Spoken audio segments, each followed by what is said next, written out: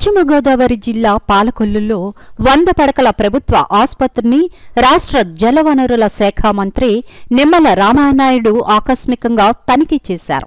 TDP ప్రభుత్వ హయాంలో మంజూరైన 12.60 కోట్లతో గత ప్రభుత్వంలో చేపట్టిన కొత్త భవన నిర్మాణ పనుల అస్తవ్యస్త తీరుపై తీవ్ర అసహనం వ్యక్తం చేస్తూ సంబంధిత ఇంజనీరింగ్ అధికారులపై ఆగ్రహం వ్యక్తం చేశారు. భవన స్లాబ్ నుంచి లీకేజ్ అవుతున్న వర్షం నీరు, పలుచోట్ల నిల్వ ఉన్న నీరు పరిస్థితులను స్వయంగా చూసిన మంత్రి మీ ఇంటి నిర్మాణాలు ఇదే విధంగా ఉంటాయా అంటూ ప్రశ్నించారు. ప్రభుత్వం మారిందని, పనులన్నీ నాణ్యతతో సవ్యంగా జరగాలని ఆదేశించారు. అధికారులకు పలు సూచనలు చేశారు.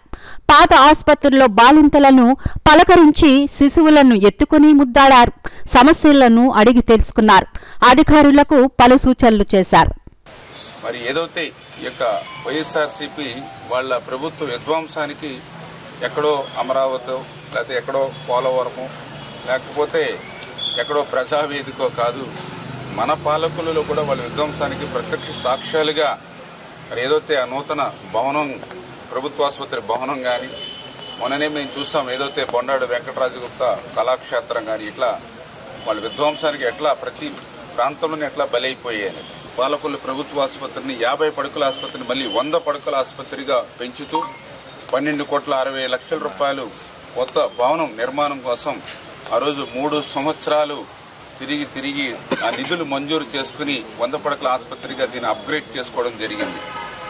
ఆ రోజు చాలా క్లియర్గా టెండర్లో కూడా అగ్రిమెంట్లో కూడా ఏదైతే కొత్త బిల్డింగ్ ఏదైతే ఉందో అది సంవత్సరంలో పూర్తవ్వాలని చెప్పేసి ఆ రోజు మేము అగ్రిమెంట్లో కూడా మరి పెట్టుకోవడం జరిగింది. కానీ దురదృష్టం ప్రభుత్వం మారిన తర్వాత మరి సంవత్సరంలో పూర్తవ్వాల్సినటువంటి ఏదైతే కొత్త భవనం మరి నిధులున్నప్పటికీ కూడా నిధులు సమకూర్చినప్పటికీ కూడా మరి పనులు నత్తనడక నడిచి ఈ రోజుకి వాళ్ళ 5 సంవత్సరాల సమయం పూర్తయిపోయినా కూడా అది ఇంకా ప్రారంభించుకోలేనిటువంటి పరిస్థితిలో ఉండడం అనేది వైఎస్ఆర్సీపీ పార్టీ వాళ్ళ జాతకాన్ని తనమని ఉండి వాళ్ళ అసమర్థతకి అదొక నిదర్శనం.